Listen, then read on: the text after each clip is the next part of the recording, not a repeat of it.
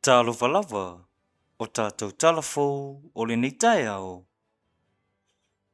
Tala tambua, o whalawi lona mtanga ruenga wa onga manga nuu, o le polo kalamela kapi uma onga tūlanga lua makolisimo lulunga, o lo fafo ina mtanga ruenga, o le afa mawina lo ia lalo liuni la kapi fau Samoa, le Samoa Rugby Football Union.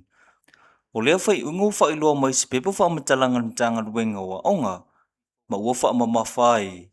O le uni laka pi fau le awea mwhaala putpatonga, e resi tala ina ima wawa aia polo kalame laka pia a onga, i lalo pulenga mtanga ruenga wa onga.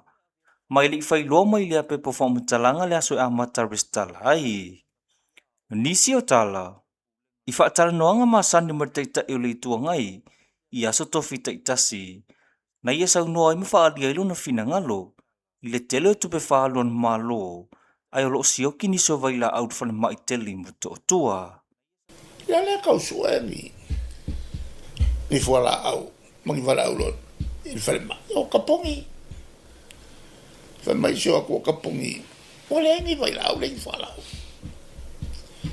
A o lea ka whiri sa mua, ia ngei whai pule o le fast.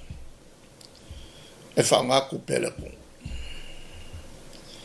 E le mwhaianga mako alu ese mai ai. E kawa nga mako kalangoa ai. Ma avel mako whaukuanga e ku uloa. Ku ulwhanga aku pele kong. Ala e sioki mea le. E kawan kau kuel malo i le kong. An mako whaukuanga. I le malo. Ku le whaonga se. O kupel malo. E le oskau whaleanga la al melanga. A o le whaukuanga whawailungo le lofa. Tango le kiroko kakaka. Ai whai lawa. Kua maka ngāo ni mea. E tai o le itua ngai, tula e pai ono takta sa ilele malie le ngoi. O le vai asa no te aneisa whalau i loa lo ia ian maa lo le polo kalame, bo le soi fua manu i o whanau. O se polo kalame o fuafua, e lango o le soi fua maa loloina, le saunga le mumala tina i o whanau, mai lava taimi whananau mo iai.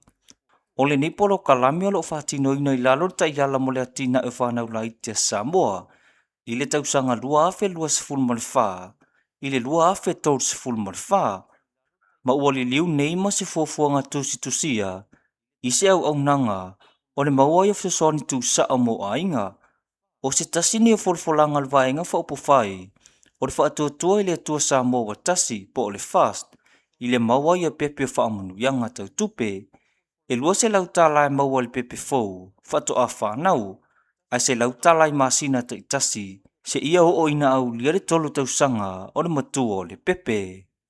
Tala mulmuli, wa whaamoni al whaamawaenga la fiengo ia papa li i John tai malelangi a whele, mai lona tō whinga o se tasi o sutu to tasi, e tō tolu le komiti whaafoe ali la kapi Samoa, na tau a aola na tusi whaamawae, i le tai whono la kapi Samoa, na mula ulu sa miliauta, i lana sonoanga, na ia whaafetai a ila wanoa sa tau tua i le komiti whaafoe, ma whaongalu ni to mai whaalo ia, e whasosoni pūlenga, ma le atina ino la kapi Samoa, o tātou talafona o le nei tai au, manuia le aso.